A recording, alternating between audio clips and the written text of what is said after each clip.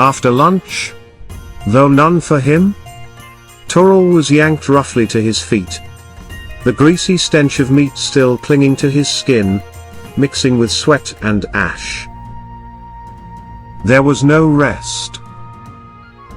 Full-bellied and smug, Thomas slapped him hard on the back, then jabbed a thumb toward the far end of the compound, where rows of carts baked under the sun. Each was stacked with thick wooden casks, reeking of saltpeter. The young rebel knew what they held even in his haze of exhaustion. Gunpowder. Afternoons for your legs. The giant grunted. Hauling them up the towers. Guards need their bank.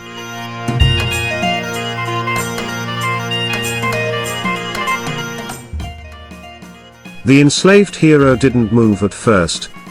Not from defiance, but because his body wouldn't obey. His legs trembled, arms slack, and mind dulled by thirst and hunger. They had used his body as their lunch table and now, at the sun's peak, expected him to haul powder-filled casks up stone towers. This wasn't punishment. It was design. A deliberate grind meant to strip strength and will, until nothing was left.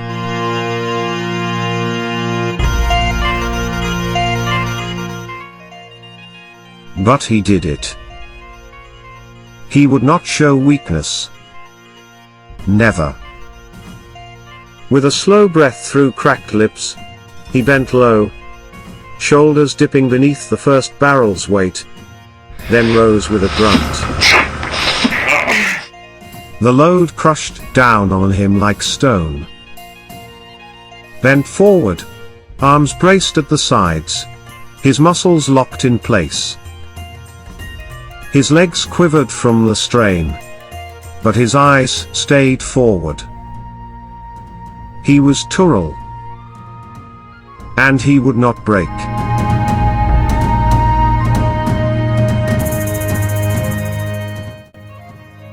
A voice stirred within. The fighter still alive inside the suffering flesh. This labor, it buys me eyes. Every slow step gave him stolen glimpses inside the fortress. Guard posts, staircases, open doors. And then, the shadow. The barrel cast a thin slice of shade across his upper body. Small, but real. The sun still ruled the sky.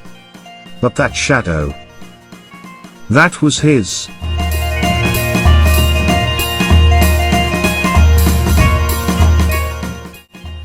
By the time Turul reached the base of the wooden staircase, the barrel felt twice as heavy. His breath came ragged, sweat streaming down his back. The stairs, still outside and exposed to the sweltering afternoon light, rose before him like a cruel joke. He braced his foot on the first step, and pushed. His body moved, but barely. Each step took all he had.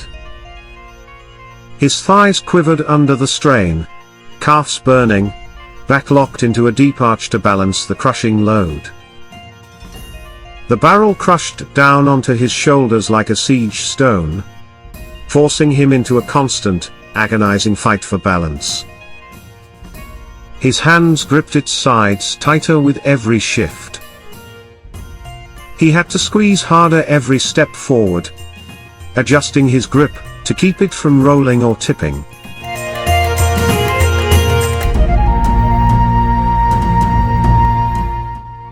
The staircase was steeper than it looked, the steps narrow and uneven beneath his bare feet. The muscular captive had to raise his forearms above the railings to avoid catching the edges, twisting his back deeper into strain. His shoulders knotted under the effort. And worse, the spiked shackles. With every step, the iron balls at his ankles dragged like anchors, thudding against the steps, the spikes scraping raw flesh. Everything. Weight, wood, steel, heat. Dragged him down. No mercy? Just stairs. And above them, more.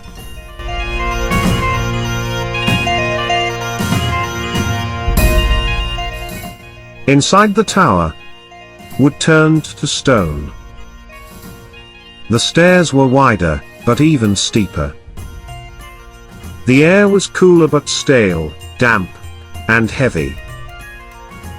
Dim light spilt through narrow slits in the wall, making the slick steps harder to read. No landings, no flat ground. Just more climb. Turul panted, chest rising fast, the cask pressing down with each breath. This wasn't the last tower. Just the first. There were more. Many more.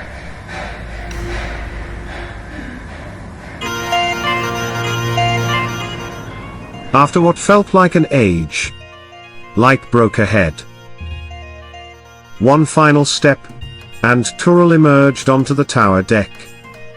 Open air, blinding sun, wind like fire. He staggered to the edge, muscles twitching, and lowered the cask onto the platform with shaking arms. Straightening slowly, he looked out. From here, the fortress unfolded. Walls, towers, watchpoints. Stronger than I thought. He admitted, chest still heaving. Then his eyes dropped to the cask. Black powder, sealed tight. One barrel among dozens.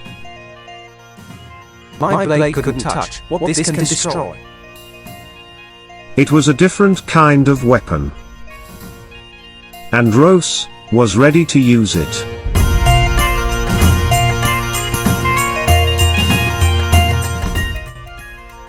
The climb down came without a load, but the burden remained. His legs trembled with every step.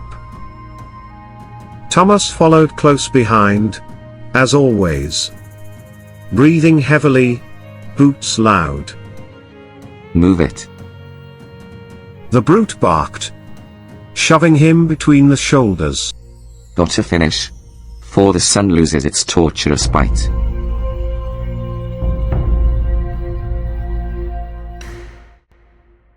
The process repeated.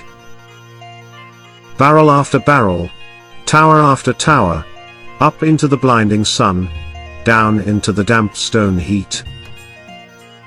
Each climb stole more from him. Another drop of sweat, another breath, another piece of strength. The stairs blurred together, the light and dark between decks folding into a rhythm of torment. There was no count to the loads, no rest between the climbs. Just labor. Slow, brutal, unending.